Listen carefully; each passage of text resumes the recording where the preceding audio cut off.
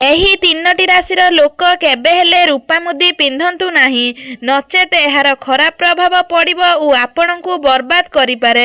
ଜାଣିବା ଆଗରୁ ମହାଦେବଙ୍କ ଭକ୍ତଗଣ ଚ୍ୟାନେଲଟିକୁ ସବସ୍କ୍ରାଇବ୍ କରି ଭିଡ଼ିଓ ଗୋଟେ ଲାଇକ୍ ନିହାତି କରନ୍ତୁ। ଜ୍ୟୋତିଷ ଶାସ୍ତ୍ର ଅନୁସାରେ ଅଧିକ ଲୋକ ରୂପା ମୁଦି ବ୍ୟବହାର କରିବାକୁ କହିଥାନ୍ତି। ରୂପାରେ ଚନ୍ଦ୍ର ଓ ଶୁକ୍ରଙ୍କର ପ୍ରଭାବ ରହିଥାଏ, ତେଣୁ ଯେଉଁମାନେ କଥା କଥାରେ ରାଗିଯାଆନ୍ତି ସେମାନଙ୍କୁ ରୂପା ମୁଦି ବ୍ୟବହାର କରିବାକୁ କୁହାଯାଏ। କାରଣ ସୂର୍ଯ୍ୟଙ୍କ ଗରମ ଚନ୍ଦ୍ରମାଙ୍କ ଥଣ୍ଡାରେ କମିଥାଏ ଏବଂ ରୂପା ମୁଦି ପିନ୍ଧିଲେ ଚନ୍ଦ୍ରଗ୍ରହ ଓ ଶୁକ୍ରଗ୍ରହ ଦୋଷ କଟିଥାଏ। କିନ୍ତୁ ଏମିତି କିଛି ରାଶି ରହିଛି ସେମାନେ କେବେ ମଧ୍ୟ ରୂପା ମୁଦି ପିନ୍ଧିବା ଅନୁଚିତ ବା ଧାରଣ କରିବା ଭୁଲ। ଶାସ୍ତ୍ର ଅନୁସାରେ ଏମିତି କିଛି ରାଶି ତିନୋଟି ରହିଛି ଯେଉଁ ରାଶିମାନେ ରୂପା ମୁଦି ପିନ୍ଧିବା ଦ୍ୱାରା ସେମାନଙ୍କର ବହୁତ କିଛି କ୍ଷତି ଘଟିଥାଏ।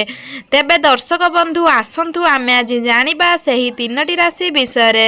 ଯେଉଁ ତିନୋଟି ରାଶି ରୂପା ମୁଦି କେବେ ହେଲେ ଧାରଣ କରିବା ଅନୁଚିତ ବା ଧାରଣ କରିବା ଦ୍ୱାରା ସେମାନଙ୍କ ଜୀବନରେ ବହୁତ ଦୁଃଖ କଷ୍ଟ ଆସିଥାଏ ଓ ସେମାନଙ୍କୁ ଏହି ରୂପା ମୁଦି ବର୍ବାଦ କରିଦେଇଥାଏ। ତେଣୁ ଆସନ୍ତୁ ସାଙ୍ଗମାନେ ଆମେ ଆଜି ଜାଣିବା କେଉଁ ତିନୋଟି ରାଶି ରୂପା ମୁଦି ପିନ୍ଧିବା ଅନୁଚିତ। ନମ୍ବର 1 ରାଶି ସିଂହ ରାଶିର ଲୋକମାନେ ଟିକେ ଇମୋସନାଲ ହୋଇଥାନ୍ତି।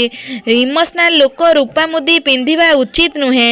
ଯଦି ଏହି ରାଶିର ଲୋକ ରୂପା ମୁଦି ପିନ୍ଧନ୍ତି ତେବେ ଏମାନଙ୍କର ଆର୍ଥିକ ସ୍ଥିତି ଦୁର୍ବଳ ହୋଇପାରେ।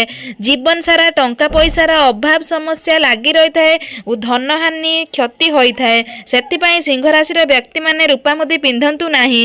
ନମ୍ବର 2 ଧନୁ ରାଶି। ଧନୁ ରାଶିର ଲୋକମାନେ ରୂପା ମୁଦି ପିନ୍ଧିବା ବହୁତ ଅଶୁଭ ମନାଯାଇଥାଏ। ଯଦି ଏହି ରାଶିର ଲୋକ ରୂପା ମୁଦି ପିନ୍ଧେ ଏମାନଙ୍କର ଜୀବନରେ ଅଘଟଣ ଘଟିପାରେ। ଜୀବନରେ ଅତ୍ୟନ୍ତ ଦୁଃଖ କଷ୍ଟ ଭୋଗିବାକୁ ପଡ଼ିଥାଏ। ଯଦି ଜୀବନକୁ ବର୍ବାଦ କରିବାକୁ ଚାହୁଁନାହାନ୍ତି ତେବେ ଆପଣମାନେ ରୂପା ମୁଦି ପିନ୍ଧନ୍ତୁ ନାହିଁ ଓ ଯଦି ପିନ୍ଧିଛନ୍ତି ତେବେ ହାତରୁ ଜଲ୍ଦି କାଢ଼ି ନିଅନ୍ତୁ। ନମ୍ବର 3 ମେଷ ରାଶି। ମେଷ ରାଶିର ଲୋକ ରୂପା ମୁଦି ଧାରଣ କରିବା ଅଶୁଭ ବୋଲି ମନାଯାଏ। ରୂପା ମୁଦି ପିନ୍ଧିବା ଦ୍ୱାରା ଏମାନଙ୍କ ସୁଖ ଶାନ୍ତି ସମୃଦ୍ଧି କମିଯାଇଥାଏ। ଜୀବନରେ ଝଗଡ଼ା ଝାଣ୍ଟି ଲାଗି ରହିଥାଏ। ଏମାନେ ଜୀବନ ସାରା କଷ୍ଟରେ ବିତେଇଥାନ୍ତି। ତେଣୁ ଏହି ରାଶିର ଲୋକ ରୂପା ମୁଦି ଧାରଣ କରିବା ପୂର୍ବରୁ ଯେକୌଣସି ଜ୍ୟୋତିଷ ଶାସ୍ତ୍ର ପରାମର୍ଶ ନେଇ ଧାରଣ କରନ୍ତୁ। ଜ୍ୟୋତିଷ ଶାସ୍ତ୍ର ଅନୁସାରେ ଏହି ତିନୋଟି ରାଶି ବ୍ୟକ୍ତିଙ୍କୁ ଛାଡ଼ି ଆଉ 9ଟି ରାଶି ମଧ୍ୟ ଏହି ତିନୋଟି ରାଶିର ଲୋକଙ୍କୁ ଛାଡ଼ି ଆଉ 9ଟି ରାଶିର ଲୋକମାନେ ରୂପା ମୁଦି ଧାରଣ କରିପାରିବେ। ତେଣୁ ଜାଣିଲେ ଆପଣମାନେ ଏହି ତିନୋଟି ରାଶିର ବ୍ୟକ୍ତିମାନେ କେବେ ହେଲେ ରୂପା ମୁଦି ଧାରଣ କରନ୍ତୁ ନାହିଁ। ଜୀବନ ସାରା ଦୁଃଖ କଷ୍ଟ ଭୋଗିବାକୁ ପଡ଼ିବ। ଆଶା କରୁଛି ଭିଡ଼ିଓଟି ଭଲ ଲାଗିଥିବ। ଭଲ ଲାଗିଥିଲେ ଗୋଟେ ଲାଇକ୍ କରିବା ସହିତ କମେଣ୍ଟ ନିହାତି